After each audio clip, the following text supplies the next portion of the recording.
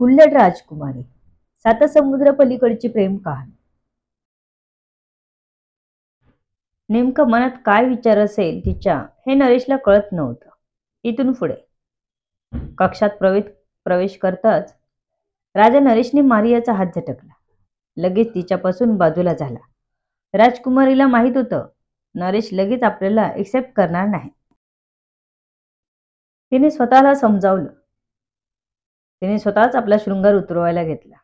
कारण जर तिने कोणाला बोलावलं असतं तर ते बरं दिसणार नव्हतं. ते सर्व किंग विल्यम्स पर्यंत पोचलंच असतं. तिला ते होऊ द्यायचं नव्हतं. तिला ह्या नात्याला स्वतःकडून 100% प्रयत्न करायचे होते. तिला पुढे जाऊन पश्चाताप करायचा नव्हता की आपण ह्या नात्यासाठी काहीच प्रयत्न केले नाहीत असं वाटायला नको होतं.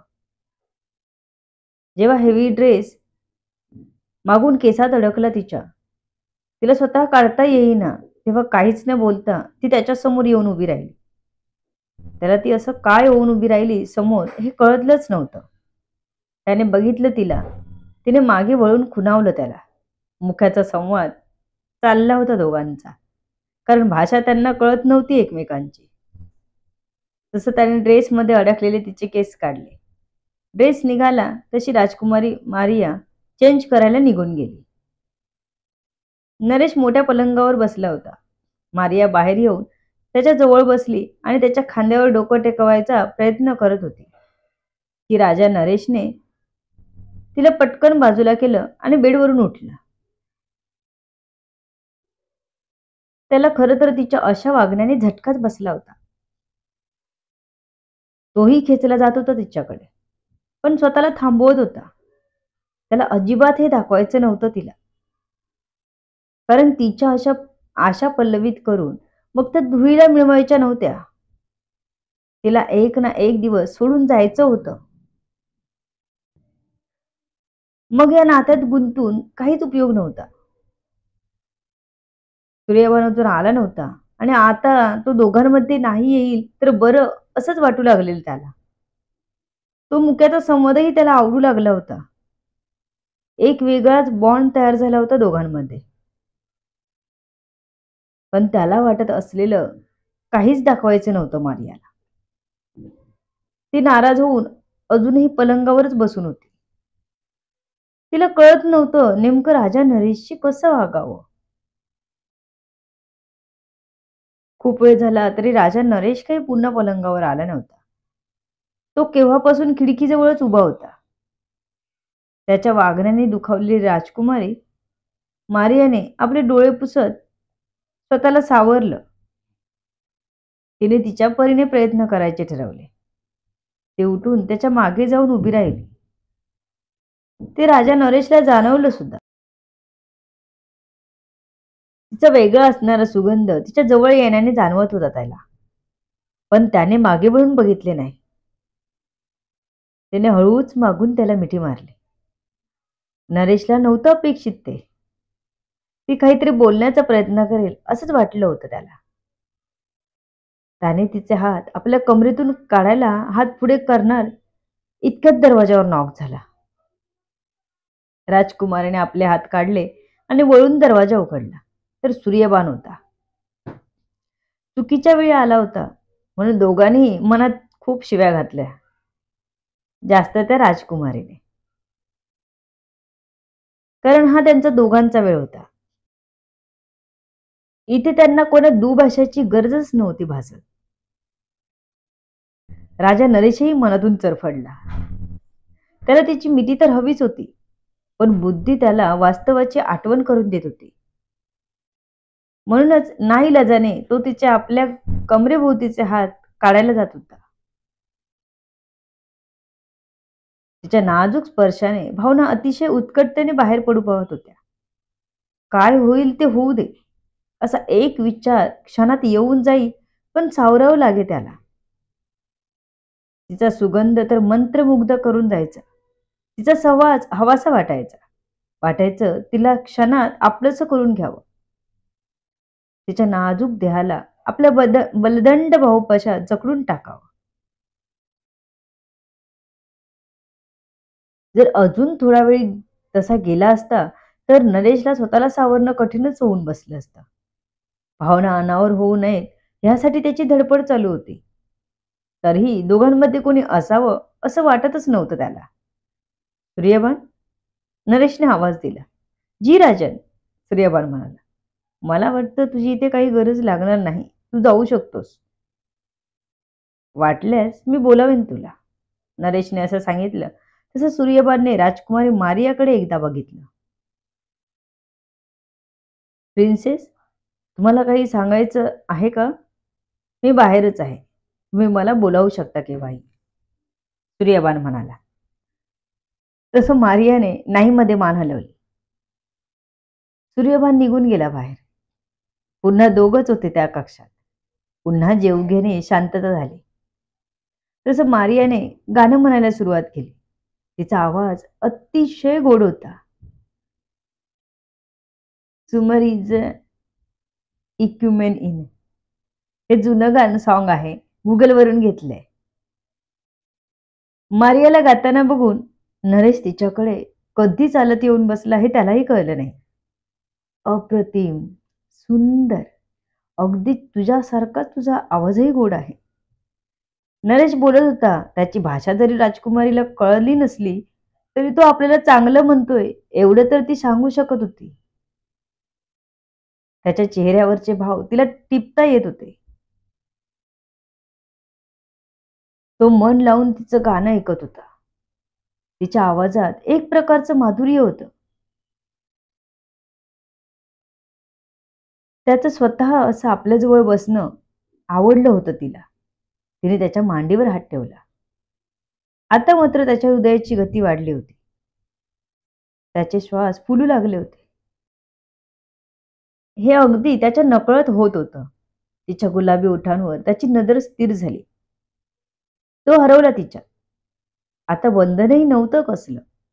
त्यामुळे मन जास्त तिच्याकडे धाव घेत होतं.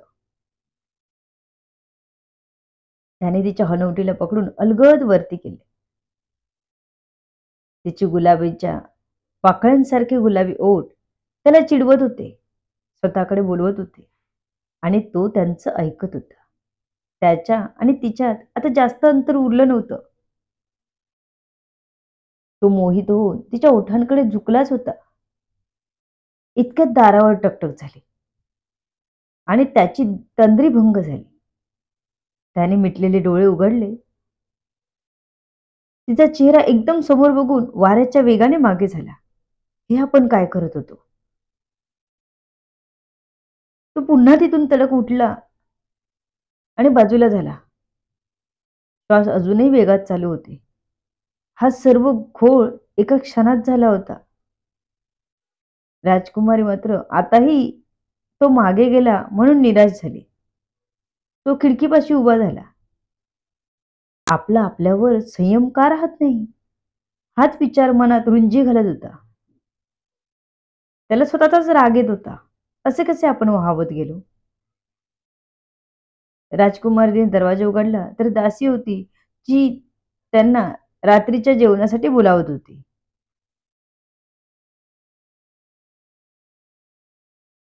नरेशला जेवायला यायला सांगा. राजकुमारी बाहेर आली आणि तिने सूर्यबानला सांगितले. राजन, जेवण तयार आहे. येताय ना जेवायला? की पोट भरलं राजकुमारीनं पाहून, सूर्यबान हसत म्हणाला. पण नरेशचा मूड खराब होता. त्यामुळे तो सूर्यबानवरच चिडला. सूर्यबान, तुला मस्करी सुचते? इथे मला स्वतःवर संयम ठेवताना किती कष्ट पडत आहे. तू राजकुमारीला समजाव ना. ते आपल्या देशात यायला तयार असेल तर ठीक, आपण आत्ताच निघायची तयारी करू. पण जर नसेल तिला यायचं तर नको जवळ येऊ सांग तिला, नरेश म्हणाला. आणि सूर्यबानला कळेना हे असं राजकुमारीला आपण कसं समजवायचं. राजन, तुम्ही सगळ्याची घाई करताय. एकतर त्यांना सगळं सांगायची घाई केली. नशीब आपलं तिने कोणाला सांगितलं नाही. पण आता पुन्हा घाई करू नका. राजाचा विश्वास आपल्यावर बसला पाहिजे, तरच आपण इथून निघून जाऊ शकतो. आपली एक छोटीशी हालचाल जरी आता किंगला कळली ना तर आपलं काहीच खरं नाही. राजकुमारीला हे सर्व सांगणं माझ्याच्याने होणार नाही. पण दुसऱ्या कक्षात राहायचं आहे तुम्हाला हे सांगू शकतो मी, सूर्यवान म्हणाला. ठीक आहे, तिला तेवढं तरी सांग, नरेश म्हणाला आणि दोघंही जेवायला आले. नरेशने आपलं ताट घेतलं आणि जेवायला सुरुवात केली. राजकुमारी मात्र बघतच राहिली. त्याने तिच्याकडे बघितलंही नाही. शेवटी तिचं तिने जेवायला सुरुवात केली. जेवण झालं तसं सूर्यवानने नरेशचा निरोप राजकुमारीला दिला. त्यांना सांगा की माझे पाय गप्प बसणार नाहीत. इथे सर्व त्यांची माणसं आहेत. तुमची एक चूकही तुम्हाला महागात पडेल. राजकुमारी बोलून निघून गेली कक्षात. आत येऊन तिने पलंगावर झोकून दिलं स्वतःला. किती स्वप्न बघितली होती. तो मात्र जवळ असून नसल्यासारखा राहतो. आला जवळ तोही क्षणभरच, पुन्हा माघारी गेला. त्याला कसं आपलंसं करायचं ह्याचाच विचार ती करत होती. तिला एक युक्ती सुचली, पण तिने ठरवलं 2 दिवस त्याची वाट बघायची. जर तो आपल्याजवळ यायला टाळत असेल तर मग ही युक्ती वापरायची. तिने आपल्या विश्वासू दासीला महालातून हवेलीत बोलावून सुद्धा घेतलं. ती येताच राजकुमारीने तिला सर्व कल्पना दिली. ती दासी लगेच तयार झाली. राजकुमारीसाठी काहीही करायला तयार होती ती. राजन, मी बोललो राजकुमारींना, पण त्या म्हणाल्या इथे प्रत्येक सेवक किंगचे आहेत, म्हणून तुम्हाला दुसऱ्या कक्षात जाता येणार नाही. सूर्यभान, वैतागलोय मी. खूप कठीण आहे सर्व. आगीसमोर लोण्याचा गोळा ठेवायचा आणि म्हणायचं वितळू नको. इतकं कठीण आहे सर्व. नरेश म्हणाला तसं सूर्यभान हसलंच. राजन, मला वाटतं एक वारीस या राज्याला द्यायला काय हरकत आहे. राजकुमारी तुमच्यावर मनापासून प्रेम करतात. सूर्यबान म्हणाला तसं नरेश भडकलाच. सूर्यबान, तोंड सांभाळून बोल. मी किती सांभाळतोय. तिच्यापासून दूर राहायचा प्रयत्न करतोय. तू तेच करायला सांगतो आहेस. तिने उगाच माझ्या शोकात जीवन जगावं असं नाही वाटत, नरेश म्हणाला. मी जे आहे ते सांगितलं, कारण राजकुमारी तुमच्या जवळ यायचा स्वतःहून प्रयत्न करणार. तुम्ही किती वेळ लांब राहणार. तुमचं लग्न झाले त्यांच्याशी, त्यामुळे काही बोलू शकत नाही तुम्ही. त्यांना किती वेळात तुमच्या जवळ येण्यापासून अडवणार तुम्ही. एका नाजूक क्षणी पुरुष हरतो राजन, सूर्यभान म्हणाला. तसं नरेशला तो प्रसंग आठवला. जवळजवळ तो तिच्या ओठांवर आपले ओठ टेकवायलाच गेला होता. कोणी दरवाजा वाजवला नसता तर त्याने तिच्या ओठांना आपल्या ताब्यात घेतलंच असतं. त्यानंतर त्याला स्वतःला थांबवणं अजूनच कठीण झालं असतं, कदाचित अशक्य. या विचारानेच त्याला झटका बसला. पुन्हा त्याच कक्षात जायचं म्हणजे त्याला टेन्शनच आलं होतं. राजकुमारीचं मोहक पाहून भाळू नये तर नवलच. लाईक करा, कमेंट करा, सबस्क्राईब करा. त्याने इकडे तिकडे थोडा वेळ घालवत पुन्हा त्या कक्षात गेला तर राजकुमारी झोपली होती. हे बघून खूप बरं वाटलं त्याला. मोठ्या पलंगावर दुसऱ्या टोकाला त्याने आपली झोपायची तयारी केली. राजकुमारी आतून जागीच होती, फक्त झोपायचं सोंग करत होती. नरेश डोळे मिटून झोपला तसे राजकुमारी हळूच डोळे उघडले. नरेश दिवसभरात काय घडलं ते आठवत होता. आता तो एक लग्न झालेला पुरुष होता. स्वप्नातही विचार केला नव्हता की इथेच साता समुद्रा पार आपलं लग्न होईल, कोणी आपल्या प्रेमात पडेल. त्याचा डोळा लागतच आला होता. दिवसभर नाही म्हटलं तरी टेन्शनमुळे होतच, त्यामुळे लागली झोप त्याला. इतक्यात त्याच्या छातीवर नाजूक हातांचा स्पर्श जाणवला. पाठोपाठ हलकं वजन जाणवलं. काय? राजकुमारी झोपली नाही आणि हे हे काय करत आहे. माझ्या मनात खूप अस्वस्थता होत आहे. काय करू मी? त्याचं विचारचक्र मनात फिरत होतं. काय करेल नरेश? To be continue. सर्व गोष्टी कळण्यासाठी पुढील येणारे भाग वाचायला आणि ऐकायला विसरू नका. तुमच्या अमूल्य प्रतिसादाची आतुरतेने वाट बघते. लेखिका शब्दवेदी उर्फ संतोषी गजानन राणे, पाताळे. धन्यवाद. लाईक करा, कमेंट करा, सबस्क्राईब करा, मिठी शेअर करा.